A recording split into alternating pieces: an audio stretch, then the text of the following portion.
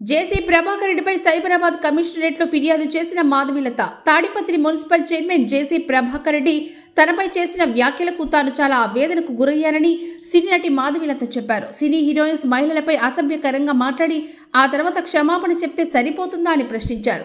Senior నాయకుడైన జేసీ ప్రభాకర్ రెడ్డి దీని ద్వారా ప్రజలకు ఏం సందేశం ఇవ్వాలనుకుంటున్నారని నిలదీశారు.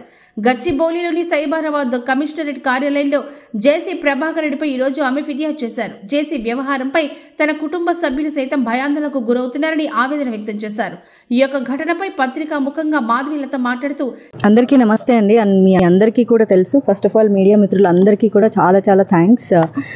ఒక ఆల్మోస్ట్ 13-14 డేస్గా రన్ అవుతుంది.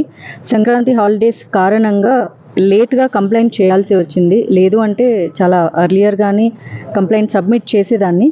జేసీ ప్రభాకర్ రెడ్డి గారు నా మీద చేసిన వ్యాఖ్యలకు నేను హర్ట్ అవ్వడమే కాదు, అండ్ మోర్ ఆఫ్ క్షమాపణ చెప్పేశాను కదా అయిపోయింది అంటే, సో ఒక సీనియర్ పాలిటీషియను ఏం ఎగ్జాంపుల్ ఇవ్వాలి అనుకుంటున్నారు? సో అమ్మాయిలని అబ్యూస్ చేసేసి బూత్ వర్డ్స్ అండ్ మళ్ళీ ఒక సారీ చెప్పేస్తే ఈరోజు నేను రేపు పొద్దున ఇంకొకళ్ళు సో ఫర్దర్ జనరేషన్స్కి ఆడపిల్లలు పాలిటిక్స్లోకి వచ్చినా ఇంకో ఫీల్డ్లోకి వచ్చినా సో సీనియర్ పాలిటీషియన్స్ ఎలాంటి పదాలతోనైనా అబ్యూస్ చేయొచ్చు. సో ప్రజలని సక్రమ మార్గంలో పరిపాలించాల్సిన నాయకులే ఇలాంటి బూతు మాటలు మాట్లాడేసేసి మాకు సరదా వచ్చేసింది, వయసుతో వచ్చింది, లేకపోతే ఆవేశంలో వచ్చింది అంటే వాళ్ళ ఫాలోవర్స్ కూడా ఎస్ దిస్ ఈజ్ రైట్, తప్పేముంది అని కూడా అంటున్నారు. సో ఇదే వాళ్ళ ప్రజలందరికీ నేర్పిస్తున్నారు. రేపొద్దున ఇంకొకరు కూడా అంటారు. సో అది నేను దాన్ని ఖచ్చితంగా ఖండించాలి అండ్ నా కోసం నేను ఫైట్ చేసుకోవాలి. అప్పుడే నేను అమ్మాయిల గురించి మాట్లాడే హక్కు నాకు ఉంటుంది. అండ్ నా మీద జరిగిన అబ్యూస్కి నేను నోరు మూసుకొని అయ్యో వాళ్ళు పెద్దోళ్ళు, వాళ్ళ గురించి మీడియా మిత్రులు అందరూ నాకు చాలామంది ఫోన్ చేసి they are like very dangerous people, జాగ్రత్తగా ఉండు, వాళ్ళకి చాలా క్రిమినల్ బ్యాక్గ్రౌండ్ ఉంది, వాళ్ళ మీద చాలా క్రిమినల్ కేసులు కూడా ఉన్నాయి, సో నేను ఏమైనా అటాక్ చేయొచ్చు, ఇలాంటివన్నీ చెప్పినా కూడా జాగ్రత్తలు చెప్పారు. సో నిన్న మొన్న ఇంటర్వ్యూకి వెళ్ళినప్పుడు కూడా నాకు సేమ్ చెప్పారు, జాగ్రత్తగా ఉండు, they are very dangerous people అని.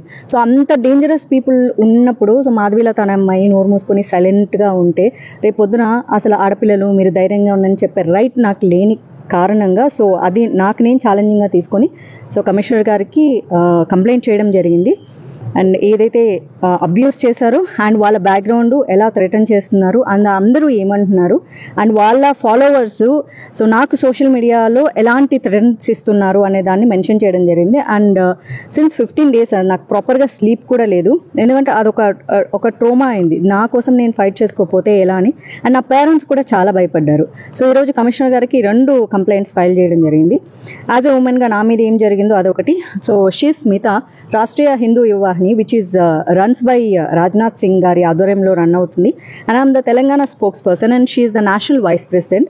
సో తను కూడా సో నా మీద జరిగిన దానికి కంప్లైంట్ రైజ్ చేయడం జరిగింది. సో ఒక స్ట్రాంగ్గా అన్ని వైపుల నుంచి కూడా నేను కమిషన్కి కంప్లైంట్ ఇచ్చా, హ్యూమన్ రైట్స్కి ఇచ్చా, అండ్ ఇప్పుడు కమిషనర్కి ఇచ్చా, అండ్ ఇప్పుడు పోలీస్ కంప్లైంట్ ఎఫ్ఐఆర్ ఫైల్ చేయబోతున్నాను. సో నెక్స్ట్ స్టెప్ అదే, ఒకసారి మిమ్మల్ని అడ్రస్ చేద్దామని చెప్పి వచ్చాను. వీడియో చేశాను, ఆయన ఎలాంటి పదాలు యూజ్ చేశారు అండ్ దానివల్ల నేను నా ఫ్యామిలీ ఎలాంటి ట్రోమాకి గురయ్యామో. ఎందుకంటే మా చుట్టాలందరూ కూడా ఫోన్ చేసి వాళ్ళు ఎంత డేంజరస్ పీపుల్ అని మా పేరెంట్స్కి చెప్పడం జరిగింది. ఒక రకంగా అది ఎమోషనల్ థ్రెటనింగ్. సో వాళ్ళు డిప్రెషన్లోకి వెళ్ళిపోయారు. అది చూసి నేను డిప్రెషన్లోకి వెళ్ళిపోయాను. Because my family is my strength.